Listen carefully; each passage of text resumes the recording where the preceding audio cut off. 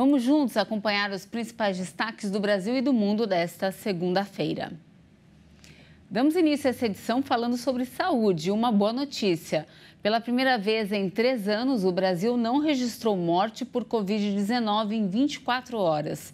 Desde o início da pandemia, foram mais de 697 mil óbitos. O Conselho Nacional de Secretários da Saúde informou que o Brasil não registrou nenhuma morte por complicações da Covid-19 pela primeira vez em 24 horas. No período, foram registrados 298 novos casos da doença. A média móvel dos últimos 7 dias foi de 45 óbitos e de 9.126 novas contaminações. Desde o início da pandemia, decretada em março de 2020, foram registrados quase 37 milhões de infecções pelo coronavírus e 697.674 óbitos. No início do mês, o Ministério da Saúde divulgou o cronograma do Programa Nacional de Vacinação para 2023, inclusive contra a Covid-19. As ações começam no dia 27 de fevereiro, com a aplicação de doses de reforço bivalentes contra a cepa original e contra a cepa Ômicron, na população com maior risco de desenvolver formas graves da doença, como idosos acima de 60 anos de idade e pessoas com deficiência. Também está previsto para abril, antes da chegada do inverno, a intensificação da campanha de vacinação contra a influenza. De acordo com o Ministério da Saúde, as imunizações foram organizadas de acordo com os estoques de doses existentes e as novas encomendas realizadas pela pasta. E ainda falando de saúde, só que agora uma informação mais preocupante. Novos casos de febre amarela foram registrados em São Paulo. A doença, que é transmitida por mosquitos silvestres, pode evoluir para formas graves e até levar à morte. Após a notificação de um caso de febre amarela em Vargem Grande do Sul, interior de São Paulo, a capital paulista decidiu intensificar a vacinação contra a doença. De acordo com a Secretaria Municipal de Saúde, o paciente foi um idoso de 73 anos não vacinado que já se recuperou. Esse foi o primeiro caso confirmado no estado desde 2020. O esquema vacinal contra a febre amarela inclui crianças menores de 5 anos com uma dose aos 9 meses e a outra aos 4 anos, além de todos os indivíduos com mais de 5 anos de idade que recebem uma dose única válida por toda a vida. No caso de crianças que não receberam a segunda dose até os 4 anos, a vacina pode ser aplicada em qualquer idade. A imunização é a principal ferramenta de prevenção e controle da doença, que é transmitida por vetores e tem ocasionado casos em regiões distintas do país. Por isso, é importante que pessoas que se desloquem para regiões de mata estejam vacinadas pelo menos 10 dias antes da viagem, tempo necessário para que o sistema imune crie anticorpos. Os imunizantes estão disponíveis em todas as unidades básicas de saúde e assistências médicas ambulatoriais de segunda a sexta-feira, das 7 da manhã até às 7 da noite. A febre amarela é uma doença infecciosa aguda, de rápida evolução, e as formas graves trazem risco de morte. Provoca sintomas como febre súbita, calafrios, dor de cabeça, dor no corpo, náuseas, vômitos e também fraqueza. No destaque internacional, o partido do chefe do governo alemão, o social-democrata, sofreu uma dura derrota para os conservadores depois de 20 anos no poder em Berlim. A eleição, que foi altamente simbólica, mostrou um grande avanço do partido, representado por Angela Merkel. Vamos conferir.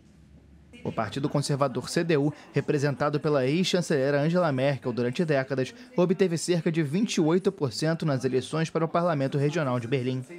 O partido de Scholz ficou em segundo lugar, com cerca de 18%, o pior resultado desde a Segunda Guerra Mundial, de acordo com estimativas das emissoras ARD e ZDF.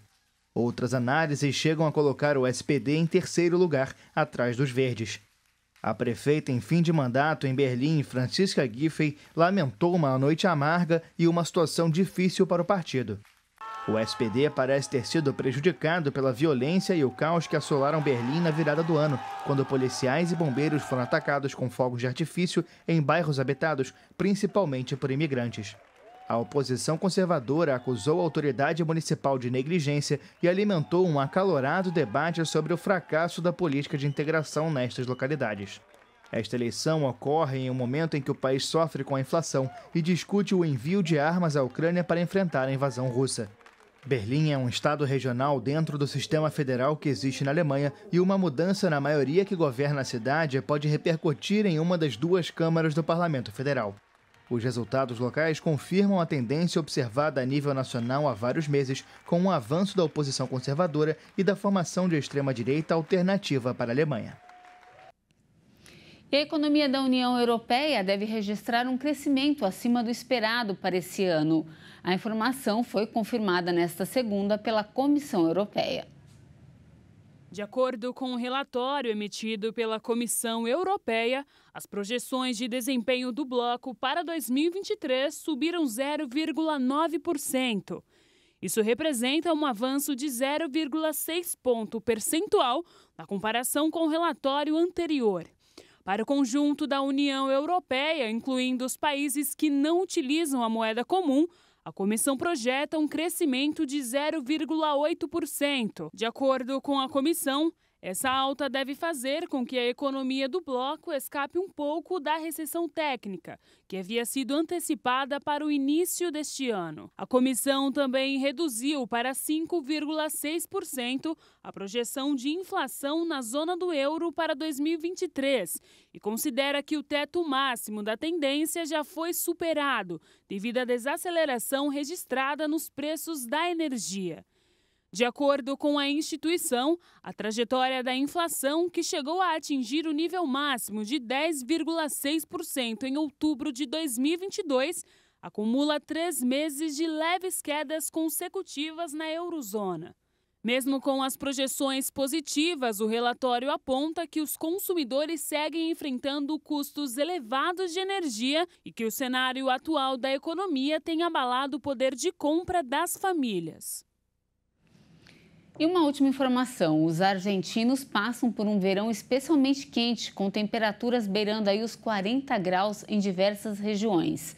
Alertas foram emitidos em mais de 10 províncias. Vamos acompanhar. A Argentina sofre com uma onda de calor de verão sem precedentes nas últimas 6 décadas, que colocou 9 províncias do centro e do norte em alerta. O país registra há vários dias a 8ª onda de calor deste verão, com temperaturas de quase 40 graus Celsius. Na última década, não eram registrados mais do que 4 ou 5 episódios parecidos por temporada, de acordo com o Serviço Meteorológico Nacional. Considerados todos os trimestres de novembro a janeiro contabilizados pelo órgão oficial, o atual de 2022-2023 foi o mais quente desde 1961. Em Buenos Aires, moradores começaram o sábado com uma temperatura que ultrapassou os 36 graus Celsius. As sucessivas ondas de calor em território argentino começaram em novembro. O SMN emitiu um alerta laranja no sábado para temperaturas extremas para as províncias de Corrientes, Misiones, San Luis, Mendoza, La Pampa e Buenos Aires, além de um alerta amarelo para Córdoba, Entre Ríos e San Juan.